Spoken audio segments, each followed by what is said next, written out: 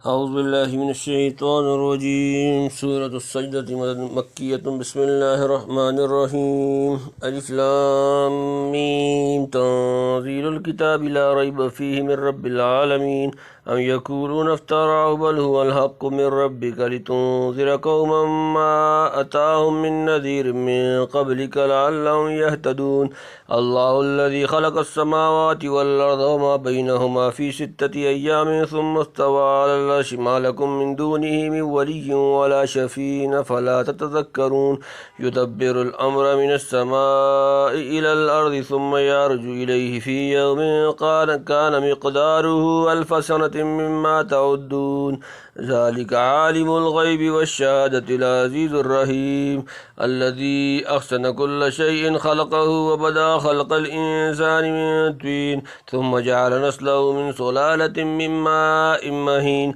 ثم سواه ونفخ فيه من روحه وجعل لكم السمع والابصار والافئدة قليلا ما تشكرون وقالوا اذا ضللنا في الارض ائنا لفي خلق جديد بل هم بلقاء ربهم كافرون قل يتوفاكم ملك الموت الذي وكل بكم ثم إلى ربكم ترجعون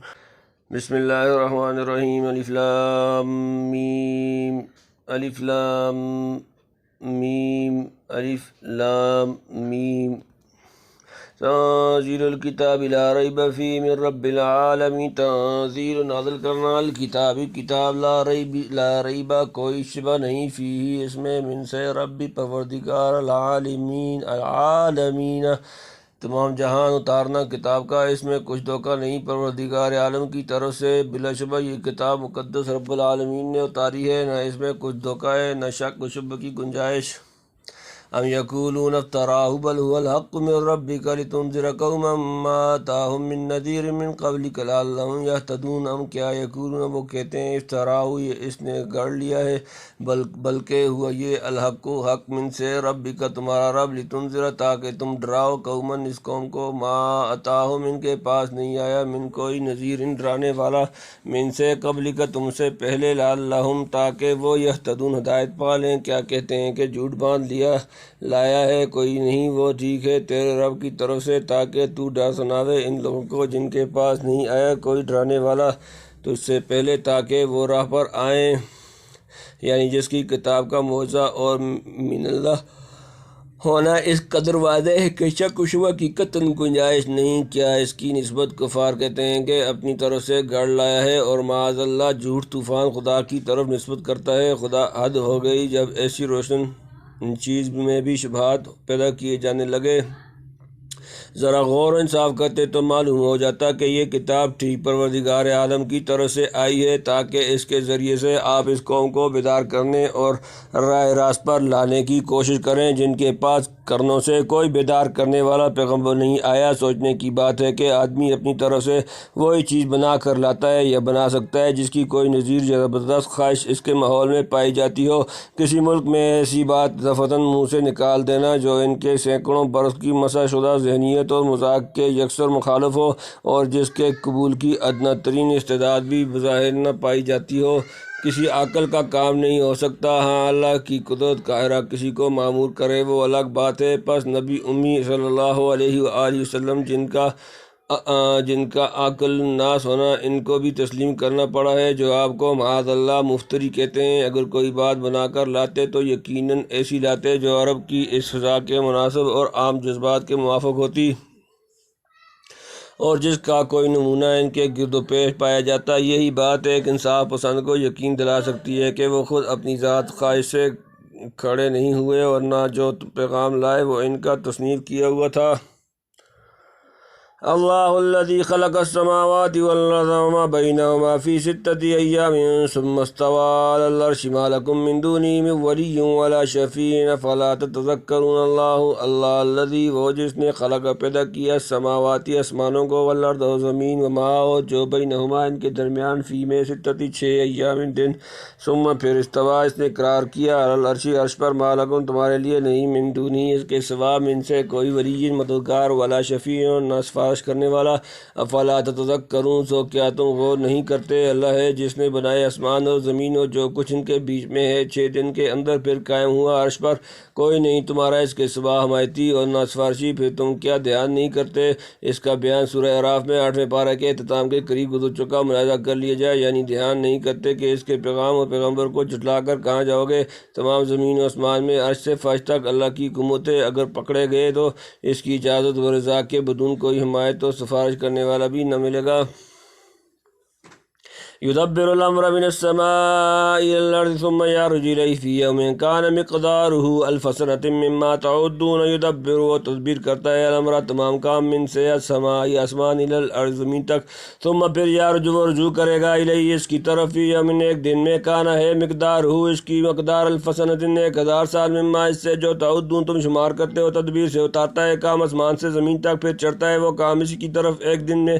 جس کا پیمانہ 1000 برس کا ہے، تمہاری گنتی میں بڑے کام اور اہم انتظامات کے متعلق عرش عظیم سے مقرر ہو کر نیچے حکم اترتا ہے۔ سب اسباب حسی و معنوی، ظاہری و باطنی، آسمان و زمین سے جمع ہو کر اس کے انصراف میں لگ جاتے ہیں۔ آخر وہ کام اور انتظام اللہ کی مشیت و حکمت سے مدت جاری رہتا ہے، پھر زمانہ دراز کے بعد اٹھ جاتا ہے۔ اس وقت اللہ کی طرف سے دوسرا رنگ اترتا ہے، جیسے بڑے بڑے پیغمبر جن کا اثر کرنو رہا، یا کسی بڑی قوم میں سرداری جو نسلوں تک چلی، وہ 1000 برس اللہ کے ہاں ایک دن ہے۔ موضع بتغیر یسیر مجاہد فرماتے ہیں کہ اللہ تعالیٰ 1000 سال کے انتظامات اور تدابیر فرشتوں کو القاء کرتا ہے اور یہ اس کے ہاں ایک دن ہے۔ پھر فرشتے جب انہیں انجام دے کر فارغ ہو جاتے ہیں، آئندہ 1000 سال کے انتظامات القاء فرما دیتا ہے۔ یہی سلسلہ قیامت تک جاری رہے گا۔ بعض مفسرین آیت کا مطلب یہ لیتے ہیں کہ اللہ کا حکم آسمانوں کے اوپر سے زمین تک آتا ہے، پھر جو کروائیاں اس کے متعلق یہاں ہوتی ہیں وہ دفتر اعمال میں درج ہونے کے لیے اوپر چڑھتی ہیں، جو سمائے دنیا کے محدب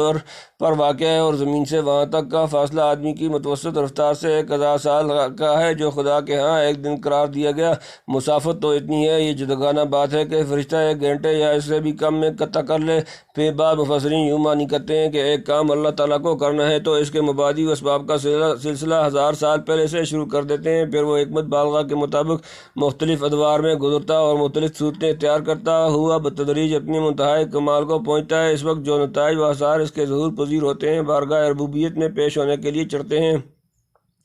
بعض کے نزدیک یوم سے یوم قیامت مراد ہے، یعنی اللہ تعالیٰ آسمان سے زمین تک تمام دنیا کا بندوبست کرتا ہے، پھر ایک وقت آئے گا جب یہ سارا قصہ ختم ہو کر اللہ کی طرف سے لوٹ جائے گا اور آخری فیصلے کے لیے پیش ہوگا۔ اس کو قیامت کہتے ہیں۔ قیامت کا دن 1000 سال کے برابر ہے۔ بہرحال فی یوم کو بعض نے یارج کے متعلق کیا ہے اور بعض نے متنازع فعلین مانا ہے، واللہ عالم۔ ذالک عالم الغیب والشہادۃ العزیز الرحیم، ذالک وہ عالم الغیب جاننے والا پوشیدہ، والشہادتی اور ظاہر، العزیز غالب، الرحیم مہربان، یہ جاننے والا چھپے اور کھلے کا، زبردست رحم والا، یعنی ایسے اعلیٰ اور عظیم الشان انتظام و تدبیر کا قائم کرنا ایسی پاک ہستی کا کام ہے جو ہر ایک ظاہر اور پوشیدہ کی خبر رکھے، زبردست اور مہربان ہو۔ الذی احسن کل شیء خلقہ وبدأ خلق الانسان من طین، الذی وہ جس نے احسن بہت خوب بنائی، کل شیء ہر شے، خلقہ جو اس نے پیدا کی، وبدأ اور ابتدا کی، خلق پیدائش، الانسانی انسان، من سے طین مٹی، جس نے خوب بنائی جو چیز بنائی اور شروع کی انسان کی پیدائش ایک گارے سے۔ ثم جعل نسلہ من سلالۃ من ماء مہین، ثم پھر جعل بنایا نسلہ اس کی نسل، من سلالۃ خلاصہ سے ماء مہین حقیر بے قدر پانی، پھر بنائی اس کی اولاد نچڑے ہوئے بے قدر پانی سے، یعنی نطفہ جو بہت سی غذاؤں کا نچوڑ ہے۔ ثم سواه ونفخ فيه من روحه وجعل لكم السمع والابصار والافئدة قليلا ما تشكرون۔ ثم سواه پھر اس اعضاء کو ٹھیک کیا، ونفخ اور پھونکی، فيه اس میں، من سے روح ہی اپنی روح، وجعل اور بنایا لكم تمہارے لیے، السمع کان، والابصار اور آنکھیں، والافئدة اور دل، جمع قلیلا بہت کم، ما جو تشکرون تم شکر کرتے ہو۔ پھر اس کو برابر کیا اور پھونکی اس میں اپنی ایک جان، اور بنا دیے تمہارے لیے کان اور آنکھیں اور دل، تم بہت تھوڑا شکر کرتے ہو، یعنی شکل و صورت اعضاء موضوعات مناسب رکھے۔ حضرت شاہ صاحب لکھتے ہیں جو مخلوق ہے اسی کا مال ہے، مگر جس کی عزت بڑھائی اس کو اپنا کہا، جیسے فرمایا ان کل من فی السماوات والذی الا آتی الرحمن عبدا، سورۃ نمبر 19 سورہ مریم آیت نمبر 93۔ حالانکہ سب خدا کے بندے ہیں، کما قال ان کل من فی السماوات والذی الا آتی الرحمن عبدا، تو انسان کی جان عالم غیب سے آئی ہے، مٹی پانی سے نہیں بنی، اس کو اپنا کہا، ورنہ اللہ کی جان کا اگر وہ مطلب لیا جائے جو مثلا آدمی کی جان کا لیتے ہو لیتے ہیں تو چاہے جان کسی بدن میں ہو، بدن ہوا تو ہوا ترکیب آئی، بدن ہوا تو ترکیب آئی تو حدوث آیا، ذات پاک کہاں رہی موضع تغیر۔ ان نعمتوں کا شکریہ تھا کہ آنکھوں سے اس کی آیات تکوینیہ کو بنظر امعان دیکھتے، کانوں سے آیات تنزیلیہ کو توجہ و شوق کے ساتھ سنتے، دل سے دونوں کو ٹھیک ٹھیک سمجھنے کی کوشش کرتے، پھر سمجھ کر اس پر عامل ہوتے، مگر تم لوگ بہت کم شکر ادا کرتے ہو۔ وَقَالُوا وَإِذَا ضَلَلْنَا فِي الْأَرْضِ أَإِنَّا لَفِي خَلْقٍ جَدِيدٍ بَلْ هُمْ بِلِقَاءِ رَبِّهِمْ كَافِرُونَ۔ وَقَالُوا، اور انہوں نے کہا، اذا کیا جب ضللنا ہم گم ہو جائیں گے، فی الارض زمین میں، أإِنَّا کیا ہم لفی تو میں خلق جدید نئی پیدائش، بلکہ ہم وہ بلقاء ملاقات سے ربہم اپنا رب کافرون منکر، اور کہتے ہیں کیا جب ہم رل گئے زمین میں کیا ہم کو نیا بننا ہے کچھ نہیں، وہ اپنے رب کی ملاقات سے منکر ہیں، یعنی اس پر غور نہ کیا کہ اللہ نے ان کو اول مٹی سے پیدا کیا ہے، الٹے شبہات نکالنے لگے کہ مٹی میں مل جانے کے بعد ہم دوبارہ کس طرح بنائے جائیں گے، اور شبہ یا استبعاد ہی نہیں بلکہ صاف طور پر یہ لوگ بعث بعد الموت سے منکر ہو گئے۔